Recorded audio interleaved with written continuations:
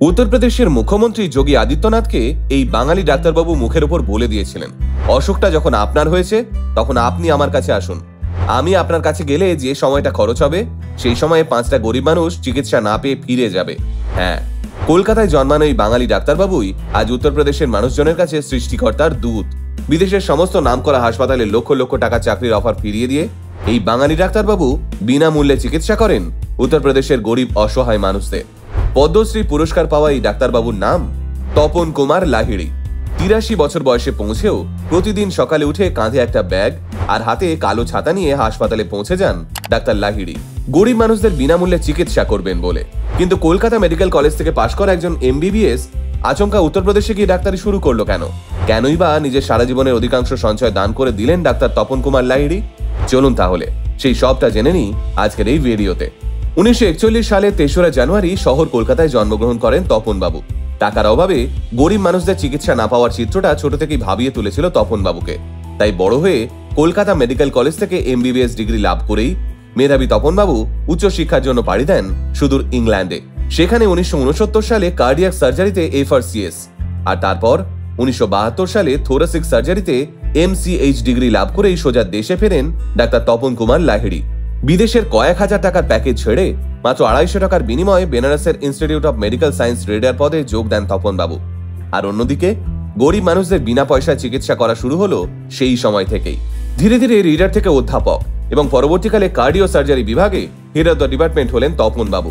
গরিব মানুষদের চিকিৎসা করতে করতে বিয়ে করা হলো না ভদ্রলোকের। অন্যান্য কলিগরা বাড়ি গাড়ি করে ফেললেও ডাক্তার লাহিড়ী নিজের সমস্ত আনন্দ খুঁজে পেলেন গরিব মানুষগুলোর মুখের হাসিতে। এরপর আচমকাই একদিন তপনবাবু সিদ্ধান্ত নিলেন সরকারের দেওয়া লক্ষাধিক টাকার মাইনেটাও তিনি আর নেবেন না, কারণ একা থাকার জন্য ওর অত টাকার দরকার পড়ে না। 2003 সালে চাকরি থেকে অবসর গ্রহণ করার পর জীবনযাপনের ক্ষেত্রে যতটুকু অর্থের প্রয়োজনীয়তা আছে সেটুকু বাদ রেখে পেনশনের বেশিরভাগ অংশটাও ডাক্তার লাহিড়ী দান করে দেন বিদ্যালয়ের তহবিলে। এর বিনিময়ে শুধু একটাই অনুরোধ করলেন তিনি, জীবনের শেষ দিন অবধি বিশ্ববিদ্যালয়ের একটা কোয়ার্টার রুমে থাকার। ডাক্তার লাহিড়ী যেদিন অবসর নিলেন তার 7 দিনের মধ্যে বিদেশের 5খানা হাসপাতাল লক্ষাধিক টাকা প্যাকেজ অফার করলেন ওকে। কিন্তু তাদের প্রত্যেকে ডাক্তার তপন কুমার লাহিড়ী বললেন, চাকরি জীবনে টাকার পিছনে না ছুটে গরিব মানুষের সেবা করে গেছি, এখন বয়স হয়েছে, টাকার পিছনে ছোটার মতো পায়ের জোর নেই, তাই ধীর পায়ে হেঁটে গরিব মানুষদের চিকিৎসা করাটাই আমার কাছে সহজ হবে। আপনাদের ধন্যবাদ আমাকে এই অফারটা করার জন্য। হ্যাঁ, ঠিক এতটাই সোজাসাপটা কথা বলেন ডাক্তার তপন কুমার লাহিড়ী। তবে বেনারস অঞ্চলের লোকেরা অবশ্য ডাক্তার লাহিড়ীকে ধন্বন্তরী বলে ডাকেন, কারণ ডাক্তার লাহিড়ী কম পয়সায় এমন ওষুধ দেন যা নাকি শয্যাশায়ী মানুষদেরও দৌড়ানোর মতো সুস্থ করে তোলে। আর সেই কারণে খোদ উত্তরপ্রদেশের মুখ্যমন্ত্রী যোগী আদিত্যনাথ যখন অসুস্থ হয়েছিলেন তিনি ডাক্তার লাহিড়ীকে ডেকে পাঠিয়েছিলেন চিকিৎসা পাওয়ার আশায়। কিন্তু তার উত্তরে ডাক্তার লাহিড়ী কি বলেছিলেন সেটা তো ভিডিও শুরুতে বলেই দিয়েছি। চিকিৎসার ক্ষেত্রে এই বিরাট অবদানের জন্য ইতিমধ্যেই পদ্মশ্রী পুরস্কার পেয়েছেন ডাক্তার তপন কুমার লাহিড়ী। পদ্মশ্রী সম্মান পাওয়ার পর ডাক্তার লাহিড়ী বলেছিলেন, এই সম্মানের জন্য সরকারকে অসংখ্য ধন্যবাদ। ঈশ্বরের আশীর্বাদ যদি সঙ্গে থাকে তাহলে আমার শেষ নিঃশ্বাস অবধি রোগীদের সেবা করে যেতে চাই।